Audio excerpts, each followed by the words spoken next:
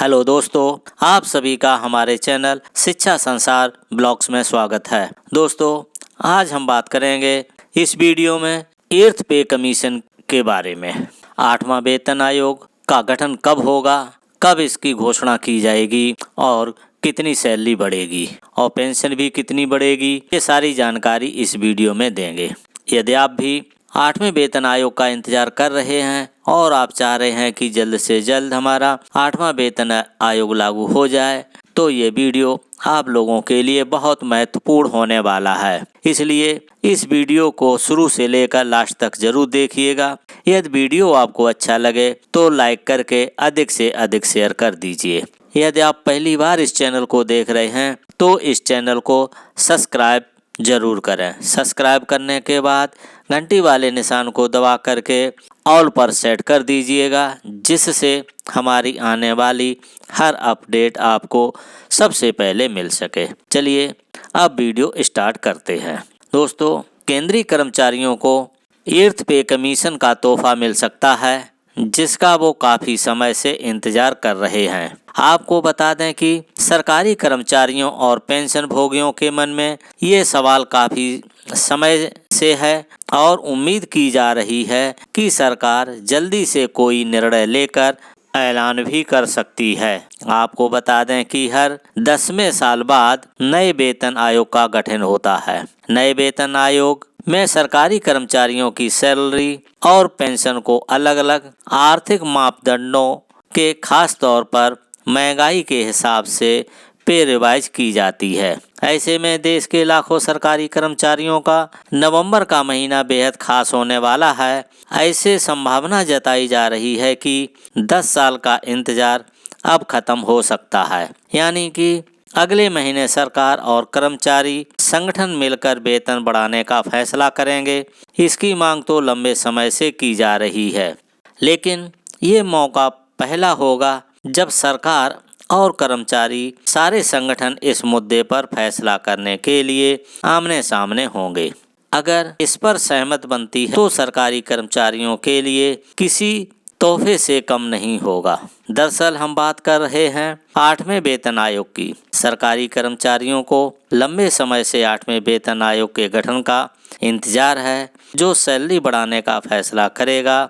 लगातार मांग के बावजूद भी अभी तक सरकार की ओर से कोई बयान नहीं दिया गया है, लेकिन अब कर्मचारियों की सर्वे शर्तों पर चर्चा करने के लिए जेसीएम में नवंबर 2024 में कर्मचारियों के संगठनों के साथ बैठक करने की सहमति जताई है और इस बैठक में 8वें वेतन आयोग पर भी चर्चा की जाएगी।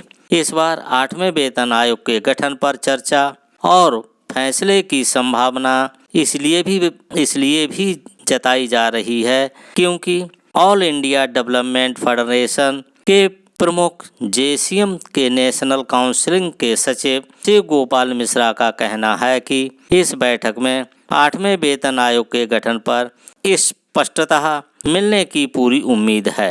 बैठक में कर्मचारी संगठनों के सदस्य इस मुद्दे को उठाएंगे। शिव गोपाल मिश्रा का कहना है कि कर्मचारी यूनियन पहले भी सरकार को ज्ञापन दे चुकी है, लेकिन अभी तक कोई बयान नहीं आया है। पिछला वेतन आयोग या 7वें वेतन आयोग का गठन फरवरी 2014 में हुआ था और इसकी सिफारिशें 1 जनवरी 2016 में लागू की गई।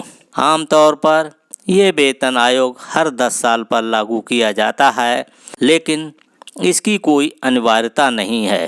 हालांकि 7वें वेतन आयोग में कहा गया था कि जरूरी नहीं है कि कर्मचारियों की वेतन की समीक्षा 10 साल में ही हो, इसे समय समय पर करते रहना चाहिए।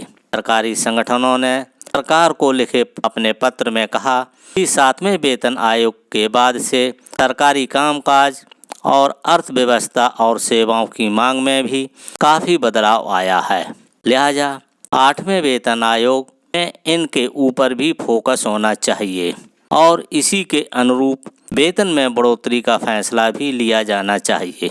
आपको बता दें कि पिछली बार 30% की बढ़ोतरी हुई थी। कर्मचारी संगठनों की माने तो इस बार वेतन 30 से 35% बढ़ोतरी का अनुमान है। फिलहाल ये अनुमानित है। दोस्तों, अब केंद्र सरकार के कर्मचारी और पेंशनभोगी 8वें वेतन आयोग के गठन का बेसब्री से इंतजार कर रहे हैं। परंपरागत रूप से हर 10 साल में एक नया वेतन आयोग लाया जाता है। देश में 7वां वेतन आयोग लागू हुए 10 साल हो चुके हैं। भारत सरकार ने 28 फरवरी 2014 को 7वें केंद्रीय वेतन आयोग का गठन किया था। क्या बजट 25 में होगा ऐलान? उम्मीद की जा रही है कि 8वें वेतन आयोग को लेकर जल्द ही फैसला लिया जा सकता है। हालांकि अभी तक इसे लेकर कोई आधिकारिक घोषणा नहीं हुई। हो सकता है कि 8वें वेतन आयोग की घोषणा अगले साल फरवरी में केंद्रीय बजट 2025 पेश किए जाने के दौरान की जाए। नया वेतन आयोग आने के बाद सरकारी कर्मचारियों की सैलरी और पेंशनर्स की पेंशन में और वृद्धि हो सकती है। बता दें कि सैलरी में वृद्धि महंगाई और अन्य आर्थिक कारकों को ध्यान में रखकर तय की जाती है। 8वें वेतन आयोग से कितनी बढ़ सकती है सैलरी और पेंशन? ऐसी अटकलें हैं कि सरकार 3.68 के फिटमेंट फैक्टर के आधार पर केंद्रीय कर्मचारियों के वेतन और पेंशन में संशोधन कर सकती है। हालांकि 7वें वेतन आयोग के दौरान भी यही मांग की गई थी, लेकिन आखिरकार फिटमेंट फैक्टर को 2.57 पर सेट किया गया। कुछ रिपोर्ट्स के अनुसार 8वें वेतन आयोग के लिए पे मैट्रिक्स 1.92 के फिटमेंट फैक्टर का इस्तेमाल करके तैयार किया जा सकता है। ऐसे में अगर 8वें वेतन आयोग की सिफारिशें लागू की जाती हैं तो केंद्र सरकार के कर्मचारियों की मिनिमम सैलरी 18,000 रुपये से बढ़ाकर लगभग 34,508 रुपये हो सकती है, यानी कि लगभग 92% की वृद्धि। पेंशनर्स के लिए मिनिमम पेंशन बढ़ा करके 17,280 रुपये हो सकती है। रिपोर्ट्स के मुताबिक नवंबर महीने में एक संयुक्त सलाहकार मशीनरी JCM की बैठक आयोजित की जाएगी। ये प्लेटफॉर्म सरकार और कर्मचारियों के बीच विवादों को सुलझाने में मदद करता है। JCM राष्ट्रीय परिषद का नेतृत्व केंद्रीय कैबिनेट सचिव करते हैं और इसमें मान्यता प्राप्त कर्मचारी संघों और सेवा संघों के प्रतिनिधि शामिल होते हैं। लगता है कि इस मीटिंग के बाद 8वें वेतन आयोग को लेकर कुछ ठोस जानकारी सामने आए। दोस्तों, आपको बता दें कि श्री रामजी लाल सुमन और श्री जावेद अली खान ने राज्यसभा में सरकारी कर्मचारियों के 8वें वेतन आयोग के गठन के बारे में सवाल पूछे थे। ऐसे में आप जरूर जानना चाहेंगे कि आखिर में वो सवाल क्या पूछे गए थे। उन्होंने पूछा, क्या वित्त राज्य मंत्री बताने की कृपा करेंगे, क्या सरकार को 8वें वेतन आयोग के गठन के संबंध में माह जून 2024 के दौरान विभिन्न क्षेत्रों से रिप्रेजेंटेशन प्राप्त हुए हैं? पहला सवाल था। दूसरा सवाल पूछा, यदि हाँ तो उन रिप्रेजेंटेशन वाइज क्या कार्रवाई की गई उसका ब्यौरा दिया जाए। तीसरा सवाल था, सरकार अभूतपूर्व मुद्रा स्फूर्ति के मद्देनजर केंद्र सरकार के कर्मचारियों के वेतन भुगतान में संशोधन के लिए 8वें केंद्रीय वेतन आयोग का गठन कब तक करेगी?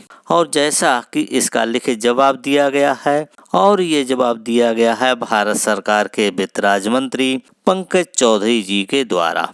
उन्होंने 30 जुलाई 2024 को अपना लिखित जवाब दिया, जिसमें कहा कि 8वें केंद्रीय वेतन आयोग के गठन हेतु जून 2024 में 2 प्रत्यावेदन यानी कि रिप्रेजेंटेशन प्राप्त हुए हैं। वर्तमान में सरकार के पास ऐसा कोई प्रस्ताव विचाराधीन नहीं है। ये जानकारी आपको देनी थी। ये जानकारी कैसी लगी कमेंट में लिख करके जरूर बताइएगा।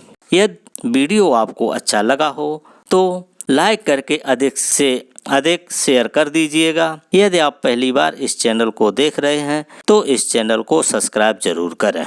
इस वीडियो को देखने के लिए थैंक यू फॉर वॉचिंग। अब मिलेंगे नेक्स्ट वीडियो में नई जानकारी के साथ।